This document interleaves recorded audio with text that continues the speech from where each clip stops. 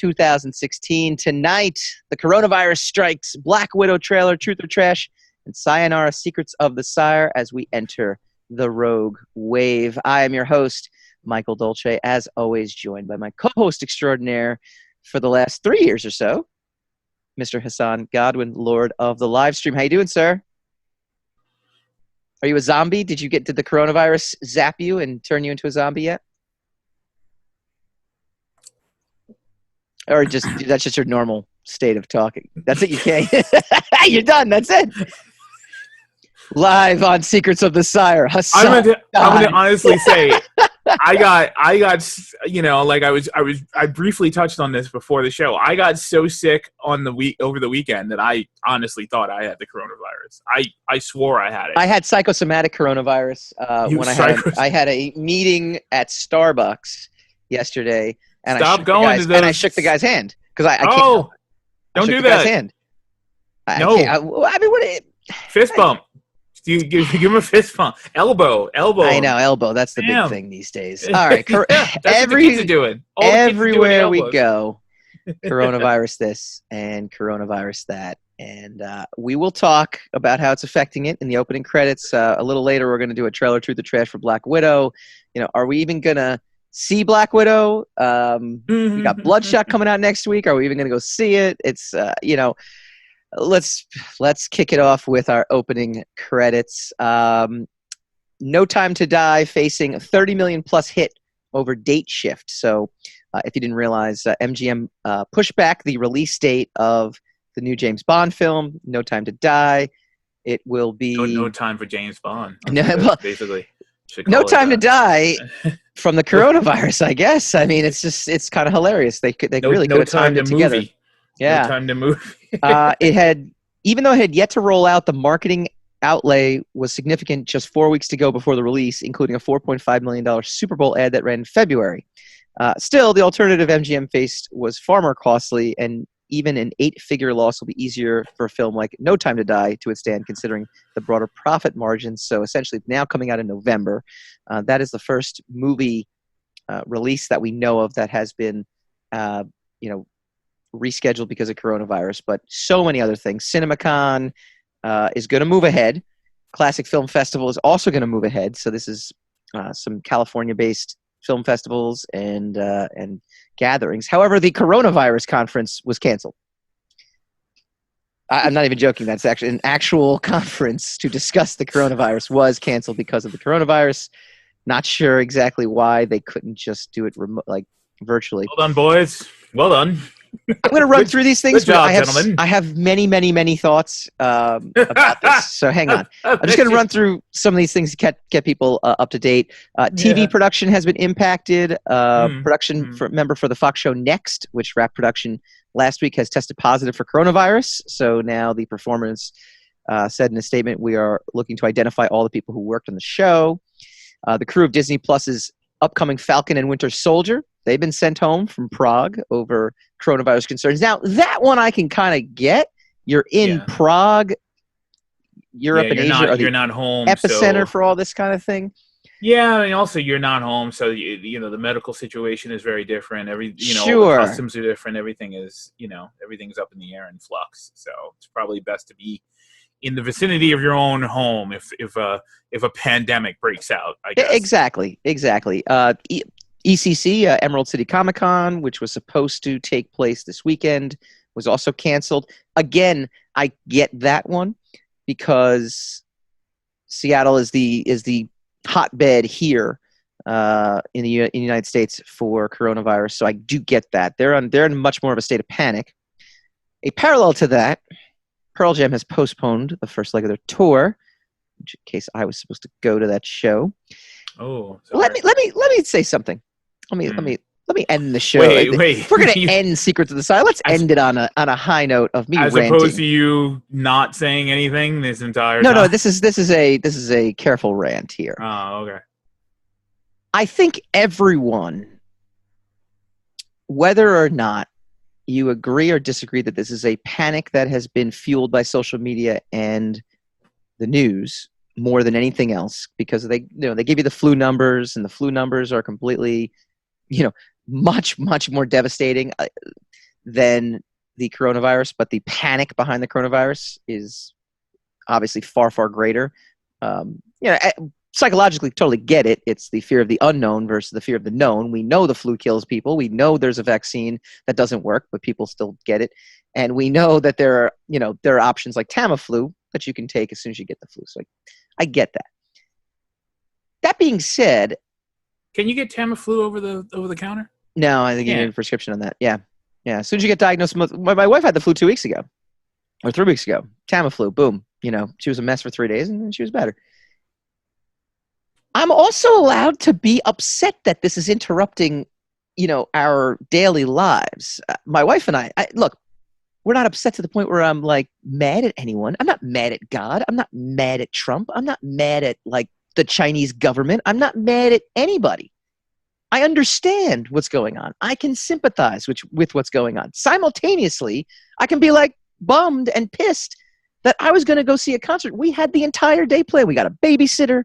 We got, this is a night out that we haven't had in a few weeks because, we have our kids and our lives. I've been working my butt off, doing a whole bunch of things. It was like, man, I was really looking forward to this.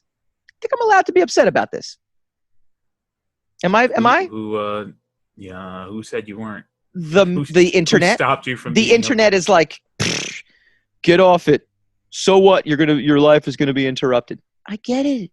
I'm not. Who on the internet told you to get off it? Honestly. Well, not me personally, but I read posts from people who were out there and be that? like, "You are so privileged to be in this country that you shouldn't even. How dare you even be upset that people are canceling events?" Well, you can be both understandable and say, all right, it's probably for the best. I get it. Even though, look, I get it from a point of the conditions are not serious enough yet. So if you nip it in the bud now, it will not get to the point where it is in like maybe Italy, which is the only example of where it's kind of gotten a little crazy in terms of the amount of people infected versus the amount of people died. I mean, I think the count went up to like 600 something and 90,000 people are infected. That one, I can understand it. You want to keep it from getting to that. So completely with you. If you have to cancel work, you have to go work from home, to cancel an event that's not coming up for another 2 weeks. I get it. You're going to play NCAA tournaments in empty stadiums. Sure, even though I got tickets to one of those things too. I hope they don't cancel that. I'm just kind of saying, but totally get it. I understand it. Doesn't mean I have to be happy about it either. And be like, well, I understand, so I am okay with this and not enraged. Am I allowed to be upset, Hassan? That is my question to you. Are you allowed to be upset? Yes. Yeah. Take that, internet. I got him. If Hassan says, I think here's the thing though. No. I like it. Why are you talking to anybody on the internet? Why do you care what anybody on the internet has to say about whether you can or can't? Blah blah blah. Here's the thing. Here's a situation. There are people right now in countries where there's no water. There's no running water. Sure. Okay. So in the context of that, we're always better off than millions of other people. Always. We're always going to be in a position where we're better off, more privileged than millions of other people, regardless of your race, creed, or color in this country. Even the poorest person in this country. I like the word fortunate rather than privileged, but go ahead. Just saying. Semantics matter. Go ahead. No, they don't.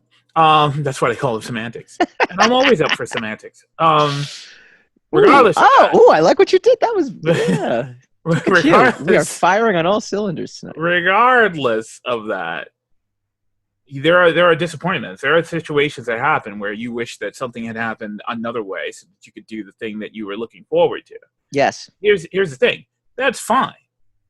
But if you go around and you share your plans with other people, you're going to have people hit you over the head with a whole bunch of hypotheticals that, some of them are going to appreciate your situation, and some of them are going to, shun your situation and regard it as trivial and frivolous because it is not someone else's situation.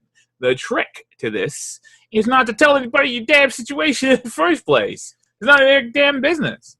Again, I keep their don't mouth press shut. send. I don't press send, and I actually don't argue on the internet. Okay, but so that no doesn't one mean was I actually don't saying browse. anything. Yeah, but then no one was actually saying anything to you personally at all. No, but Is that what you're saying? that's that thing where they throw it out there and be like, well, anybody that's upset is an idiot.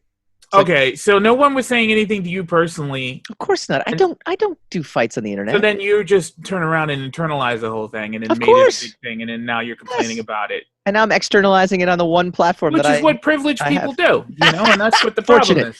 Fortunate people. No, you're not fortunate. You know my biggest regret there's nothing fortunate about you if now that we're wrapping up the show. You are so bored that you're going on the internet and listening to other people's conversations. And it's a relief. I've been working so hard. Oh my God, that's your vacation. That's why I'm upset in the first place. They keep canceling all these things. That's okay. All right. My one regret, as this is our final episode of Secrets of the Sire. What does that mean, by the way? In case you have not been listening devoutly, which shame on you, you should. You can go check us out on youtube.com/Sire Studios, facebook.com/Secrets of the Sire, and twitch.tv/Secrets of the Sire. And they're asleep already before you actually get to the answer. Major podcasting apps. Mugs. I really wanted to get Secrets of the Sire mugs to use for the show. That's my one regret. And I kept putting it off. And lo and behold, we are transitioning into a new brand starting next week. We will be the Rogue Wave podcast. Means a whole lot of stuff. It's going to be the frequency for all things pop culture. Basically, we get to do exactly what we're doing today and have done for the past 211 episodes, but we do it under a new brand, a new logo, and a new mission, all related to something huge that will be announced shortly after the soon-to-be-canceled San Diego Comic-Con. The other thing that kind of upsets me is the uncertainty too. I mean, again, I get it. I'm being inconvenienced. I get it. But I'm supposed to go do MegaCon. I have no idea if MegaCon's going to happen. People are all over talking about how San Diego Comic-Con's going to get canceled, which I would be. It's like in July. It's like, whoa, do we have to? I mean, would we have to make decisions, right this second? It's a pandemic, Michael. Let me ask you a question. The quote that goes around a lot, and look, there is validity to this, okay? The purpose of television is to get you to watch more television. Do you, in any way, shape, or form, feel that this is heightened because this is basically a distant cousin to SARS? We went through the SARS thing, but for some reason it never got to this level, yet similar stats and similar infection rates and things like that. So is it just a fact that we're just talking more between each other, between social media, that it's gotten to this level? What, the number of infections? No, the level of panic where if you go to Costco or you go to your supermarket, you can't get toilet paper. You know what I mean? Like it got to this point where you're sitting there like, I mean, we're canceling everything. It's canceling schools. We're canceling. I've never seen anything like it for something that isn't. I don't want to say isn't as deadly. I'm not trying to make light of what is going on, and God help you, obviously, if you are affected by it. But this is not, no cases for children under 9. No cases in general. I'm sorry, we're talking about pop culture here. I know we're deviating slightly, but it all affects everything. I just wonder, is this additionally hyped because we have more cable news networks, we have YouTube channels, we have Twitter feeds and Instagram feeds and Facebook, feeds and things like that. We just have more media that it's hyped it up to a point where if this was happening 20 years ago, same situation we wouldn't be in this situation. Why would you look at it as hype as opposed to information? You actually just spelled it out exactly. You framed it exactly the way I want to discuss it, though. Is it hype or is it information? Because information is conflicting everywhere. Well, but I understand if you wanted to make that distinction, but you preferenced it as hype as opposed to it being informative.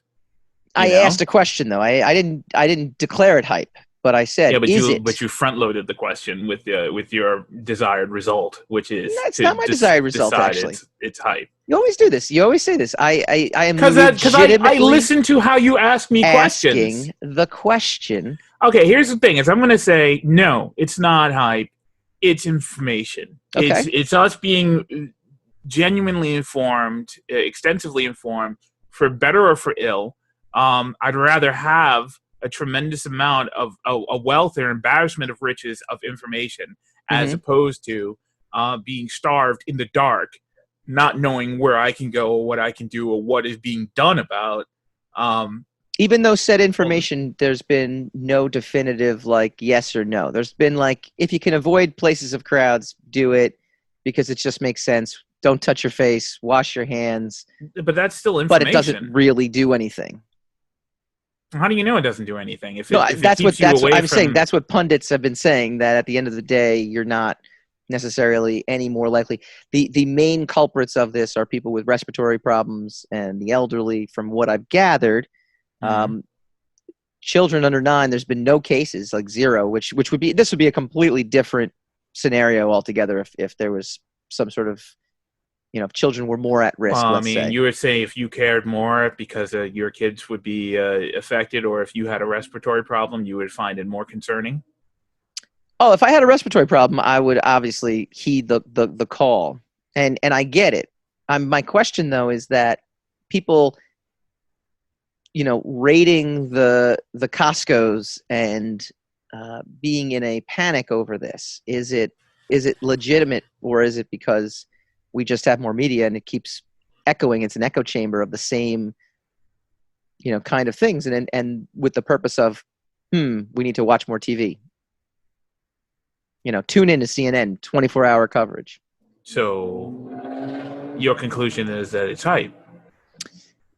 No, I'm throwing out the counterpoint. I already answered the question now. Oh, So then you ask the question again, which is another thing that you do quite often. You ask the question so you get the answer that you want.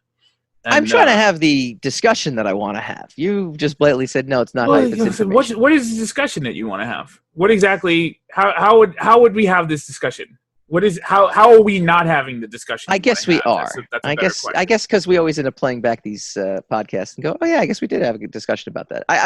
My point being is that I feel like there is a level of magnitude placed on this just because of the technology that we now have. Versus, so you think it's hype?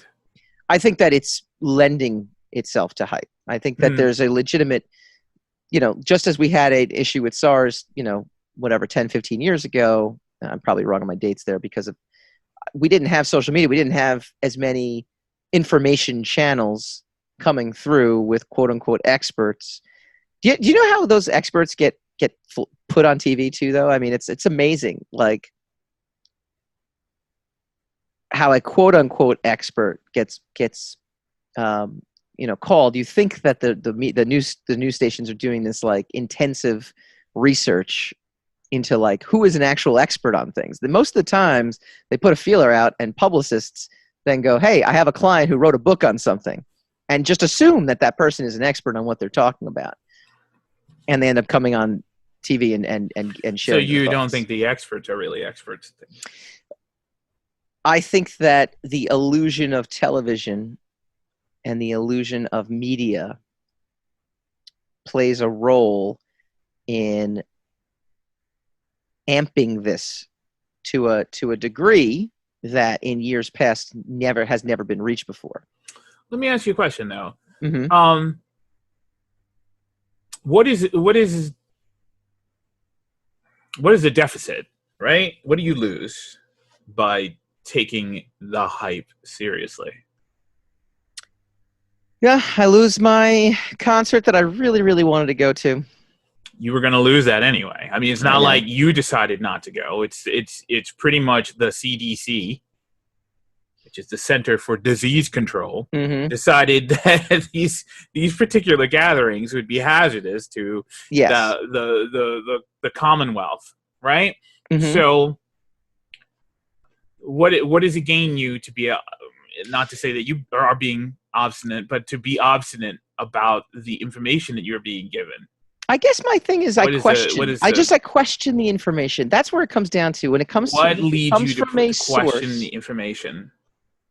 Well, because again, the information might be coming from the CDC, but then you do have people weighing in who are supposed experts, and there is no definitive answer on a lot of things. There is this person who's a doctor and an expert on this says this, and then you have another doctor who sits there and goes, well, there's really no harm in going to a basketball game. Because at the end of the day, but I haven't heard anybody say that recently. Oh, I've heard lots of people say that. Yeah, I've heard they bring in experts. There was an expert on a pandemic that was on ESPN because they were talking about How long ago? Yesterday, and he said most likely you're not even really going to be impacted if people got together and watched, a tournament game.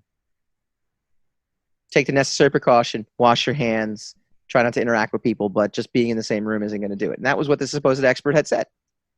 I don't know if he's an expert or not. I'm being told he's an expert. So this is what I'm saying. Why wouldn't you err on the side of caution? I am. And I started the show by saying, I understand.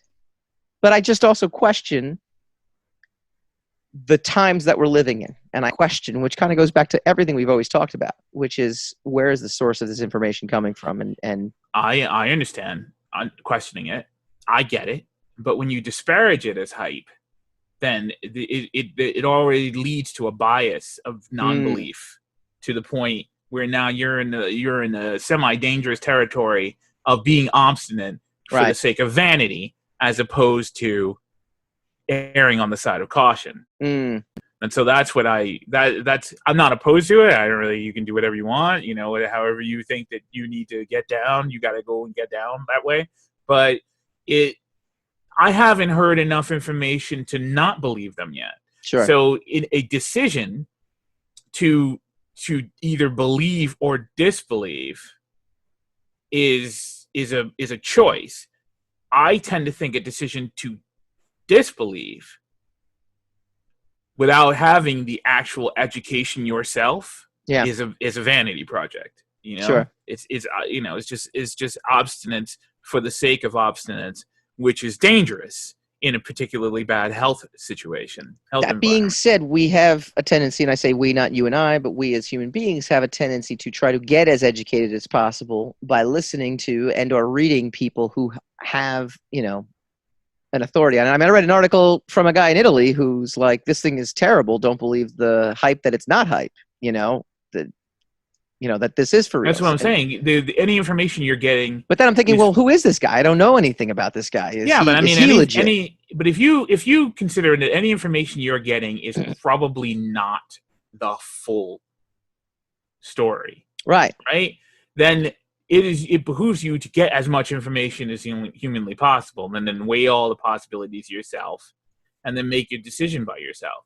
But to either credit something as a fully reliable source, or to discredit something as an unreliable source because of the way whatever said expert got to the podium in the first place to be able to disseminate the information to you, is now a bias, a purposely installed bias that's going to nullify the effects of the information that you're being given. Yeah. And then put you into a situation where you're going to use the wrong information to make your decision. Do you remember? Do you remember Wag the Dog, 97? Yes. Yeah, a long time ago. It's a great movie. So if people get a chance, go check it out. That's, I think, the crux of kind of where I was going. And it's a question of whether or not we live in an age now of wagging the dog. I say we do. But I also say that in this case, yes, I agree with you. I agree with you. I'm not going to. Why would you openly tempt fate out of protest, right? Like, why would you openly? If you have information to the contrary, right, then you question anything you want and you make up your own mind. If you are not an expert on the subject and you don't have information to the contrary, and by the way, let's say 9 out of the 10 experts that happen to show up on your idiot box are telling you, hey, Michael, don't do this. That would be very bad. And you go, well, how much can I really believe you? You're basing that off. What if it's Fox News? It doesn't matter. Whatever information you're being given, you're basing that off of your lack of education. Sure. So you're listening to educated opinions, and then you're juxtaposing it with your lack of education. Yeah. And so that means it's vanity at that point. Whatever conclusion you come to is not going to be an educated guess. It's not going to be a calculation. It's just going to be vain obstinance, and that's going to get you into trouble. You're not being academic. You're not ascending from a place of wisdom. You're ascending from a place of of adolescent petulance, in my opinion. Yeah. So that's why I say, that's why the conversation started off with, why are you calling it hype? Because I could see where it was starting to edge to, and it is not wag the dog. Yeah, the dog. Man bites dog. I understand. I get the whole analogy. All right. What blah blah blah blah. Let us know what you think. And when we come back, we'll dive into some actual pop culture that dropped. The Black Widow final trailer dropped. We will do a trailer truth or trash and give you our take as to whether or not it's even going to get released. At this point, we're all turning into Walking Dead when we come back. There's a featurette that has a look back at the females in the Marvel Universe. You still didn't have to talk about it. You still didn't have to go over it. But then you had to go and welcome to the world the rest of us live in. So you're sitting here being like, I don't know why we talked about it. I'm gonna make fun of you and get on my righteous high horse and be like, if you didn't like it, you're not enlightened. Yeah, that's the purpose of the second chair, my friend. Secrets of the Sire.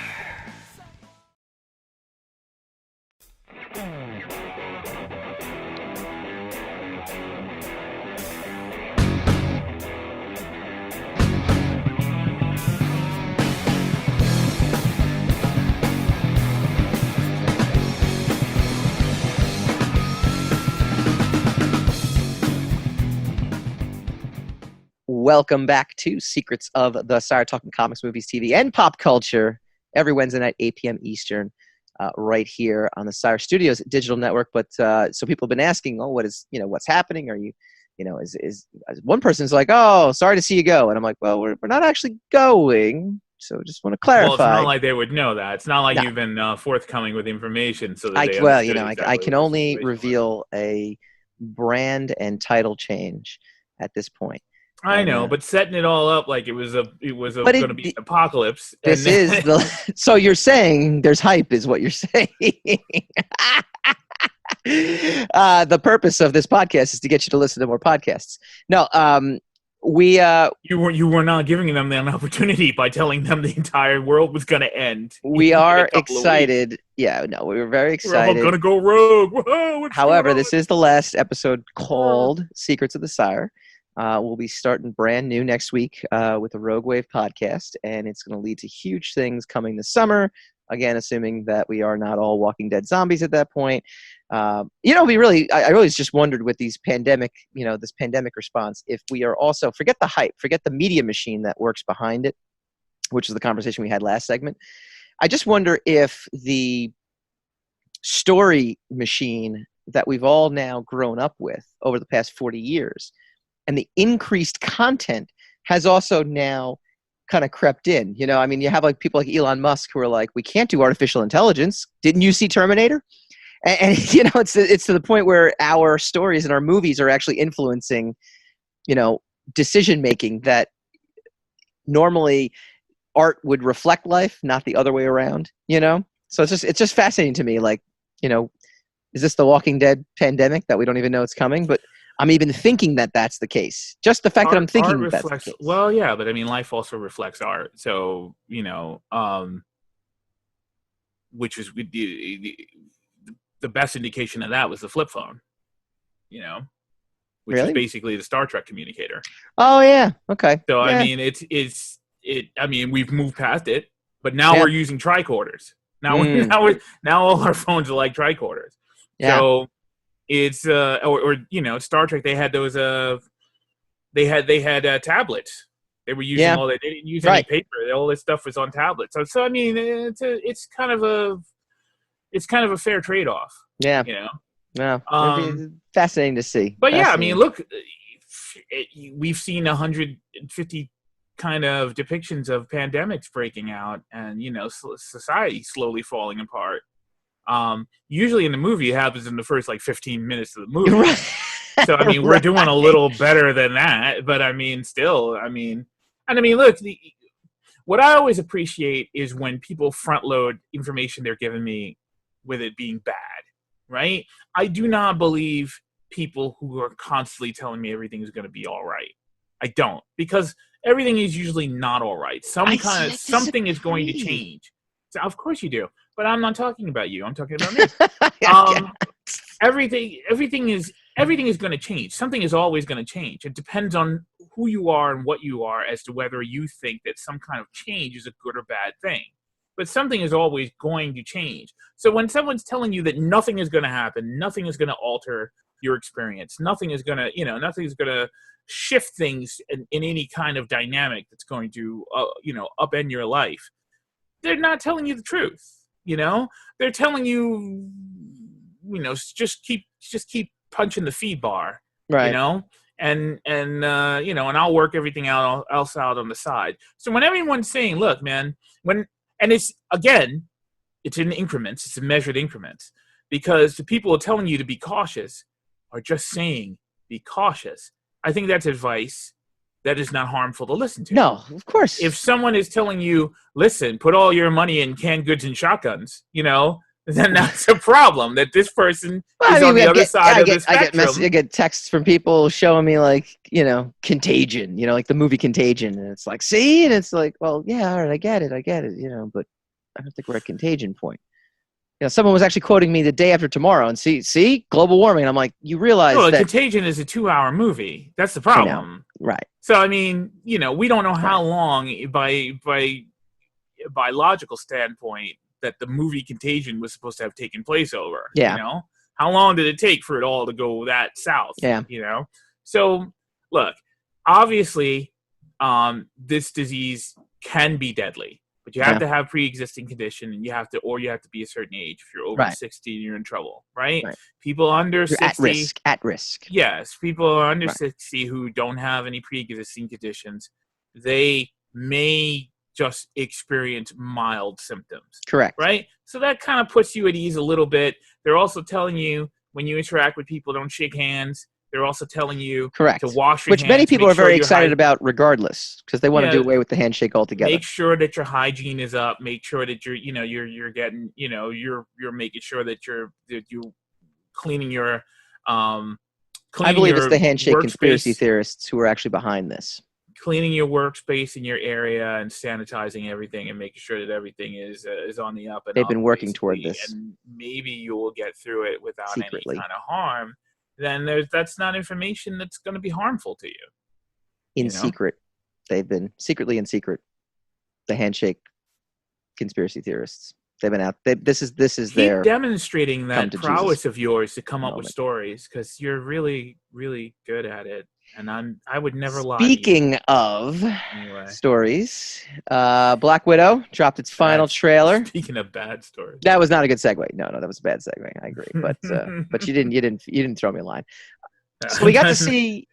I ain't in the business of throwing you lines, man. Two big takeaways from the trailer that you did. From the trailer that just dropped. Taskmaster looks pretty cool, right? Well, no. No, you don't think so? No, I think he looks like a Captain America wannabe with a hockey mask on. He looks like pretty formidable, though. And I think, Marvel movies, aside from maybe Thanos, have always suffered, I think, from a lack of a really strong villain, I mean, at the end of the day, the most memorable Marvel movies are the ones that are fighting each other. It. Well, we don't. Ain't it. Trailer, truth, or trash, Taskmaster will be the best villain Marvel has had since Thanos. No. Trash. Oh, okay. I'm going to go truth. I think he's going to be a badass and he's going to kick butt, but he's not going to be Thanos. He's not going to have the gravitas. No. He's not going to be Thanos. He's not going to snap his fingers and kill him. But in terms of being a No. We're not talking about like what Thanos did. We're talking about the essence of who Thanos was. Yes. And he's not going to have that. No, of course he's not going to be Thanos. They were hyping Thanos up for a long, long time. But in terms of well, you're the one who used him as villains, who's the second most feared villain in the Marvel universe in your mind? Or the most, I don't know if most in feared, the but like entire Marvel universe? In the MCU universe to date, like who is the villain? Well, okay, actually let me take a step back. Thanos is the best is like the top villain in the MCU, correct? Like are we agreeing on that or no? He's their main level boss. Right? Basically. Yeah. Michael B. Jordan in Black Panther was an excellent villain. Excellent. Yeah, Killmonger was Red Skull in the first Captain America movie. Excellent villain, right? I think that was someone that was an actual threat. Well, he's Hugo Weaving, so of course. Right? That didn't make it hard. I think he's Agent Smith and Megatron. Yeah, you can't really go wrong with that. I can't think of an Iron Man villain that was of any consequence, right? I can't think of. There was even the Ironmonger. There was there's the fake Mandarin. You know, I mean, it was the Mandarin and forget whoever Mickey Rourke was. I forgot. That's my point. He was Whiplash, but who cares, Whiplash. Right? You know, but Abomination and the Incredible Hulk was terrible. Had very bad villains. You know, I thought Mysterio was pretty good, but I still wouldn't put Mysterio up there. The problem with Marvel in general is Marvel doesn't have really great villains because their heroes were not paragons of honor, and so then they had these polar opposites who were the quintessential bad guys, like the DC characters did. But the problem was as society progressed, the DC characters started to become more and more ambiguous. Yeah, and so they became a little indistinguishable from their villains, you know. But the Marvel characters were all about the day-to-day life and being flawed, right? And their villains were like these kind of inconsequential obstacles they had in stopping them from living their day. Like Spider-Man just wanted to go to school and be cool and date Mary Jane, right? And then every field trip, the Green Goblin would show up and screw everything up for him.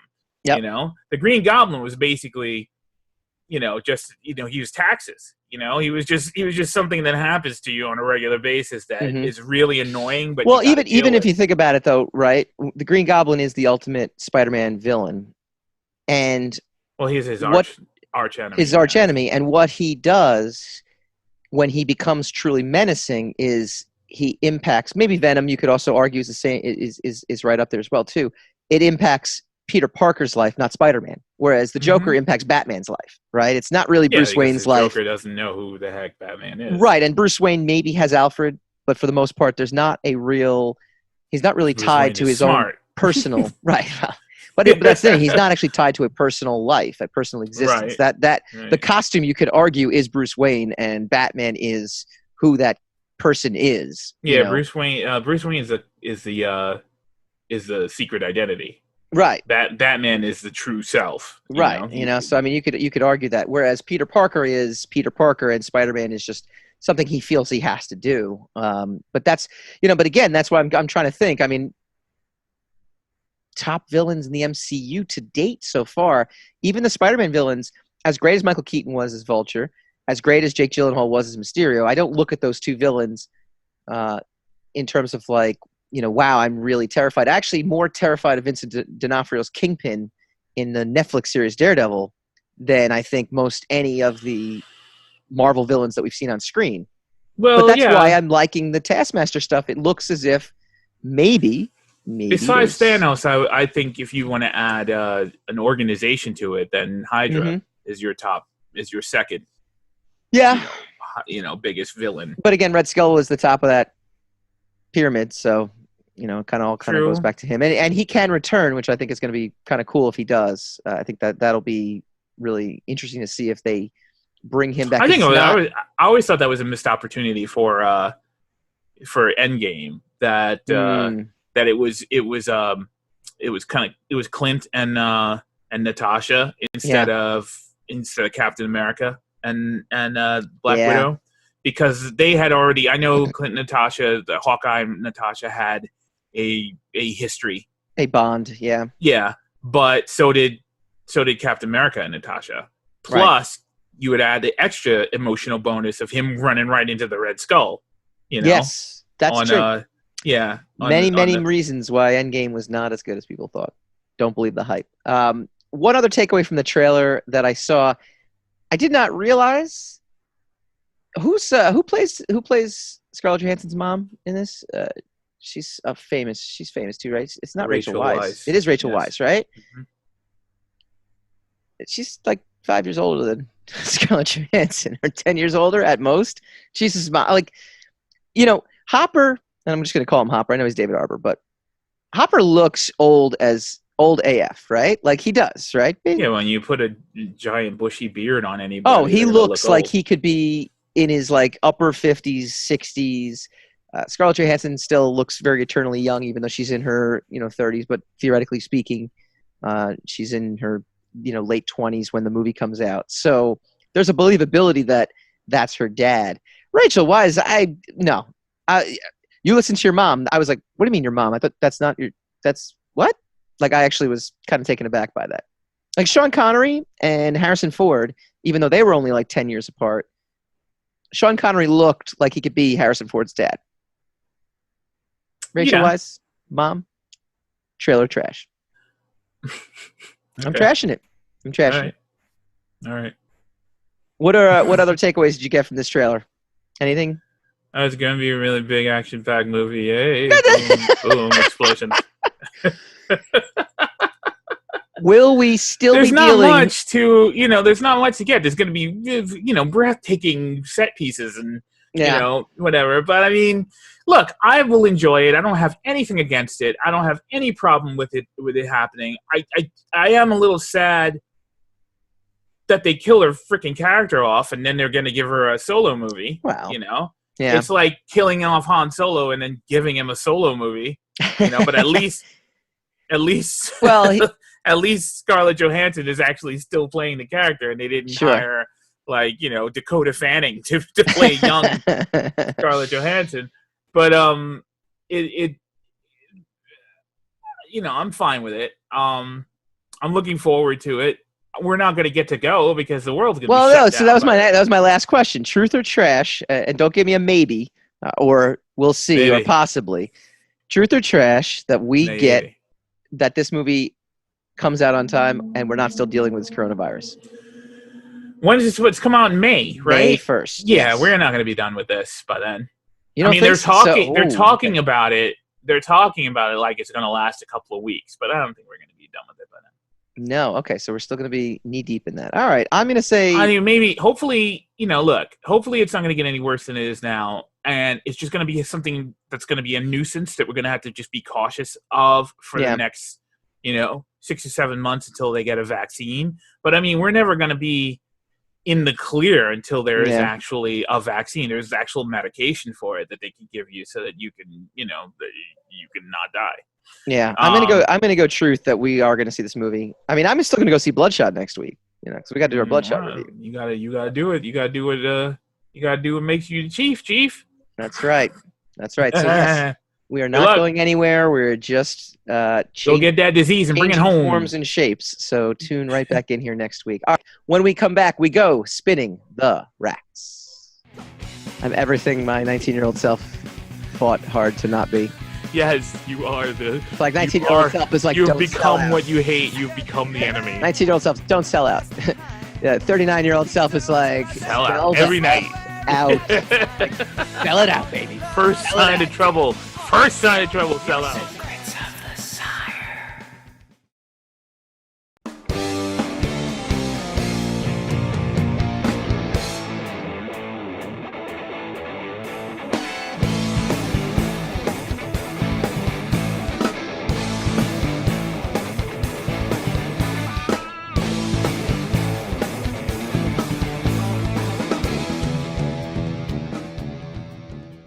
For sure. Welcome back to Secrets that you were going to start that Sire. before I was done speaking. I know exactly. we do this every week. We tell you all the stuff you This is need the to know. last week we're doing Spin the Racks. This is No, the no, last no. week. Woohoo! No, Because it's over. Spin the Racks is It's coming to the new over. show. The new The show Apocalypse. starts No, next we gotta week. call it something else. We gotta Secrets of call it Sire something going else. rogue. Starting next week, but Spin the Racks will be here. We will tell We you gotta call all it about Rogue Racks. the Rogue comic Racks. book. Rogue Racks. Rogue Spin the Racks. Rogue Racks. See, Yeah. so that's it. All right. And that song won't work anymore. What a telling shame. you It's a shame. I'm sorry to lose it. all the stuff that you need to know that's happening in the comic book world that's going to be coming to a theater near you. This is Spin the Racks.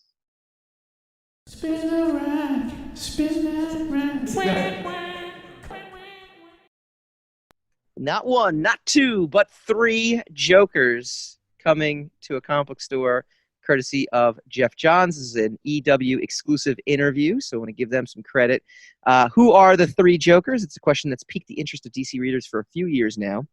It seemed like one of the great mysteries of DC Rebirth era, along with how did the Watchman smiley face button end up in the Batcave? But while that question was just answered in the Jeff Johns, Gary Frank Doomsday Clock series, the riddle of the three Jokers is only now coming into view. In fact, EW can reveal the covers for the Three Jokers miniseries, which we have up on screen. If you're listening to us on as a podcast, obviously you can't see it, but go check it out. And what's the problem with you? What's wrong with you if you listen to us on podcasts? What's wrong with you? There's nothing wrong with you. In fact, I encourage it. There's video. There's actually videos. Even better. There's visual aids. So basically what ended up happening, I guess, which we've had guests on, which is fantastic, who've explained this. I think that Kevin Sharp explained it best, though, that it was revealed that there is not one Joker, but there's actually three Jokers. It goes back to the beginning when Batman first encountered the Joker, but it's also the Killing Joke and A Death in the Family that speak to the book that we're building off emotionally, Jeff Johns says. Talking about trauma, it's building off of Tom King's run as well, too. So a lot of different things happening, but essentially there was a reveal in one of the DC Comics books that, again, there is three Jokers running out there. Now, how does this tie into the movies? It doesn't right now. However, the thought process of a Joaquin Phoenix Joker, a Heath Ledger Joker, and maybe even a Jack Nicholson type Joker running out there, maybe this three Joker series will somehow, kind of eke its way into the movie verse that is the DCEU. What do you think about that idea? First of all, do you buy any of this, the three Jokers thing? No. You don't think there's? Would that actually lessen the character for you? Of course. I don't. It's not about whether I believe it or not. It's just that it's just going to be something I'm going to change in a year anyway. Well, no, the Dio's out now, so this is The Dio's out, so. Yeah, but it's just they're going to change. It doesn't matter. They're going to change it. The Dio wasn't the one who was doing all the changes. Comic books have been changing for years, So that's A. B, it's an old idea anyway, because Batman Beyond, they dealt with a gang called the Jokers. Mm-hmm. Multiple Jokers, which based themselves off of the Joker. But we've had situations where we've had more than one person call themselves the Joker, and taking over the trying to take up the mantle of the Clown Prince of Crime. And then of course in one of the movies for Batman Beyond, it turned out that one of the Jokers was Robin. Spoiler. Spoiler. But look, it's cute, it's interesting, it's based mainly off the Joaquin Phoenix success, the unexpected success. No, but it's not, though, because this was actually planted before the Joker movie was even in production. Yeah, but they're going to push that to prominence now because Joaquin, they're trying to figure out how to fit Joaquin into the DCU. Oh, yeah.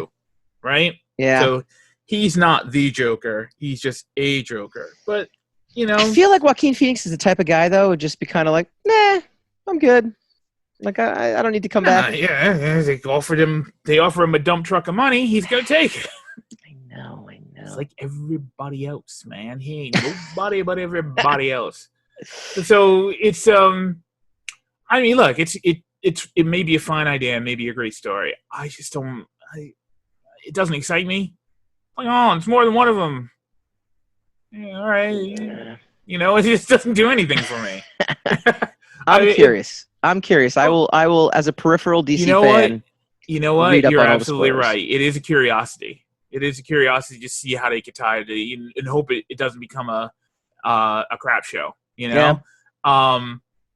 But I mean, look, it's the gravitas of, let's just pick one. The gravitas of Nicholson or the gravitas of Heath Ledger is that he was the only one running around out there like that. And he was the smartest man in the room, even though he was the craziest man in the room. Sure. You know? And so if you have like 3-4 guys running around for whatever reason, either intrinsically linked to each other or they're running around in spite of each other.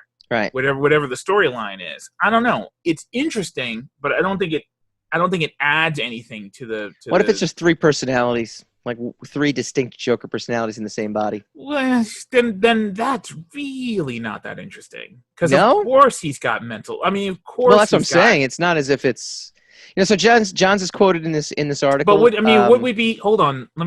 What would be the angle of the story?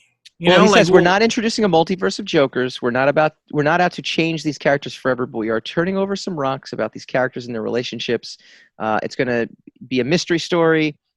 So not obviously a lot been revealed, but it's going to heavily feature Batgirl, Barbara Gordon, and Red Hood, 2 characters most affected by the Joker over the course of his decade-long struggle with the Bat family.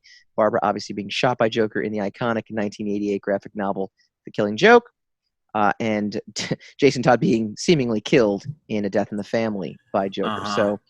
So it's who didn't die yet. Well, he's like Bucky, right? I mean, Jason Todd and Bucky are kind of the same, right? It's the 2 people that you would never, ever, ever bring back, except they brought them both back in like the coolest way possible. So they kind of get a pass for doing it. Just saying, right? You're out of here. That's it. 211 episodes. Yep, he's dead. Keeled over. 211 episodes. Too much for Hassan. Yep. He's dead. All right. Well, that's our show tonight. We want to thank. First of all, I want to thank everyone out there who has been supporting us for the past 4 years. We want to thank our patrons. Patreon page will continue on. It is patreon.com/Sire Studios. It's going to favor more toward the art side of things, the comic side of things now, going forward with some cool exclusive reveals and awesome stuff. Anyone checking out our SireStudiosInc.com newsletter, again, you're going to get the inside scoop on all the new issues of Sire coming out, some new graphic novels coming out, but you'll also get up to date on all the cool stuff happening with the new podcast as well. We are going rogue as of next week. It's going to be pretty exciting. And again, I want to thank you guys for tuning in for 4 years and really elevating us to a level that can actually kind of do something cool with this little show that we call Secrets of the Sire. Hassan, any final words for Secrets of the Sire before we transition into a brand new, but pretty much the exact same show starting next week? No, that kind of steps on it. I mean, it kind of steps on it. Well, if you're gonna say we're doing the same show with next week, that kind of steps on any kind of heartfelt. Yeah, well, we knew that, so no. I will not miss being asked what the secret of the Sire is. I was never asked that. You did last week. Yeah, but I said I was never asked that. Oh, that's true. No, I get asked that all the time. I get asked that all the time. In fact, I might have been asked that once, but my answer was ask him. So, real quick, favorite. That's how I handle that problem. We got asked this recently by our new corporate bosses because we have suits now. It's fantastic. See, the mystery thickens. What was your favorite episode, or what's the one episode you would highlight as like the go-to to listen to? This is some self-aggrandizing airtime we're gonna do right now, but that's okay. That's a tough one because there's been over 100, over 150, something like that. So that's kind of I would say the Last Jedi one where we were convinced. That was pretty good. Yeah, Jack, one of our patrons. Our patron was not a good movie. And a good friend. Yeah, we brought Jack Bryan to the studio, And that was our 200th episode of Spectacular. So we also had Fabian Nicieza as a guest. But in the course of that episode, we convinced Jack that he came in thinking Last Jedi was the best Star Wars movie, and he left knowing it was the worst. So look, our job was done at that point. Yeah. We didn't really have much to say about that. Our job was complete if we could convert people in that mind. I love the Christina Anapau one, but that was great. Yeah, that's a good one. The Stranger Things 2 one, I wanted to rip your head off, but no one knew that. And the Billy Corgan episode itself was just phenomenal. So those are the three that it was a good interview. That kind of stuck out in my mind. Your Chris Cornell interview was really awesome. I wish it was better sound quality, but yeah. All things considered. Yeah. That was before my time on Secrets of the Sire, but that's right. That was a really, and then of course listening to it after the fact is it's really powerful. I know. So. Yeah. No, we've had some great guests. We want to thank all our guests, and we'll have you back on the show. We want to thank Darren Sanchez and Jeff Gomez and Pat Shand for competing with Fabian Nicieza in the very close rear view of recurring guest stars. So guest hosts extraordinaire. Yeah. So we want to thank all them. And onward, we will see you next week. So don't worry. Same bat time, same bat channel. Go to facebook.com/Secrets of the Sire. Hopefully, I don't think the URL can change very quickly, so we'll still be here, but we'll be under new management and under new brand. And trust me, you'll be informed as you always will. So, c'est la vie, Secrets of the Sire, and we will see you next week when we go rogue.